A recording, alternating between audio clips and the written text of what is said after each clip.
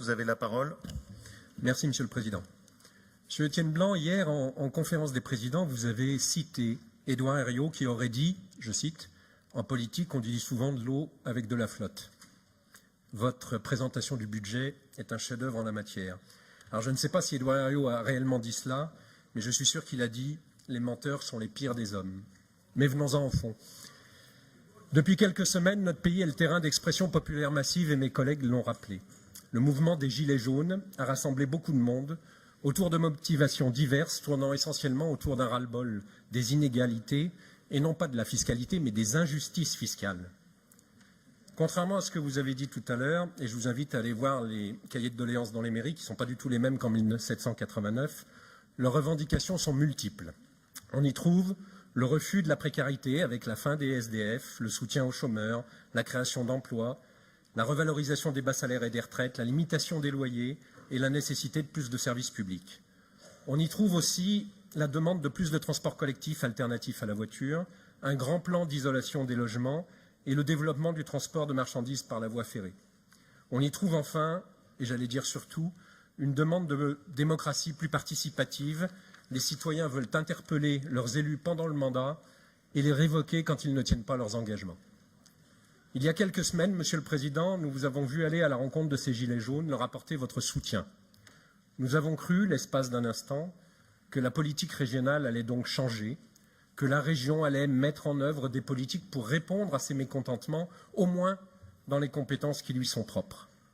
Vous imaginez notre surprise quand on a découvert votre projet de budget. Vous continuez, d'autres avant moi l'ont dit, l'étranglement de la formation professionnelle qui a abouti sur 3 ans à la suppression de centaines de milliers de journées de formation pour les chômeurs. Le service ferroviaire 2019 voit de nombreux trains supprimés, notamment à cause des travaux sur le nœud ferroviaire lyonnais. Un certain nombre d'entre eux auraient pu être remplacés, mais cela vous aurait contraint à maintenir des dépenses de fonctionnement. Les habitants de notre région devront donc prendre un peu plus leur voiture. Votre plan Marshall pour les lycées consacrera moins d'argent pour la rénovation des lycées publics que sous les précédents mandats. Au total, ils dépassent parce qu'ils sont inclus les lycées privés, les dépenses de sécurité et les dépenses de maintenance. Mais sur la simple rénovation, vous êtes en dessous. Votre grand plan de relance de l'investissement régional a échoué en 2016. Vous avez réalisé 300 millions d'euros de moins au compte administratif que ce que vous aviez prévu au budget primitif.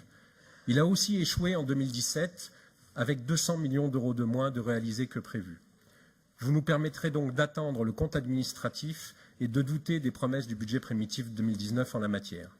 Pour l'instant, les dizaines de milliers d'emplois que vous aviez promis en début de mandat sont restés lettres mortes et vous avez par ailleurs supprimé des milliers d'emplois, d'autres l'ont dit, dans la vie associative, l'environnement, la culture, le social. Vous aviez promis en 2016 de gros efforts pour le fret ferroviaire dès 2017. Et comme Sir Anne, nous ne voyons toujours rien venir en 2019. Ce mois-ci, il y a eu aussi l'échec de la COP24. Malgré le nouveau rapport du GIEC et les marches pour le climat ont rassemblé beaucoup plus de monde que les manifestations habituelles, avec des cortèges très majoritairement constitués par la génération de nos enfants. Là aussi, vous êtes très en deçà des enjeux. Si vous aviez voulu être à la hauteur, alors vous auriez dû lancer un grand plan d'investissement sur la rénovation thermique des logements. Alors vous auriez dû exiger de la SNCF plus et mieux de trains. Alors vous auriez dû relancer le transport de marchandises par rail. Les marcheurs du climat, comme les Gilets jaunes, s'ils lisent votre projet de budget, vont être particulièrement déçus. Nous avons fini par trouver une lueur d'espoir dans ce budget. Vous lancez un appel à manifestation d'intérêt régional, je cite, « Stratégie d'adaptation et résilience des territoires », l'une de nos principales préoccupations par rapport au dérèglement climatique. Certes, vous limitez cet appel à manifestation d'intérêt au conflit d'usage de l'eau. Mais quand l'eau vient à manquer, comme c'est le cas dans notre région, cela vous permettra peut-être de réfléchir à une question. Quelle est la priorité en matière d'usage de l'eau? Est-ce qu'il faut prioriser l'eau pour la boisson et l'hygiène des habitants? Ou bien alors l'eau pour l'irrigation de cultures intensives où 80% part en évaporation? Ou encore prioriser l'eau pour le nécessaire refroidissement des centrales nucléaires? À moins que ce ne soit l'eau pour fabriquer de la neige artificielle. Nous craignons malheureusement que vous n'ayez déjà répondu à cette question. Merci. Merci.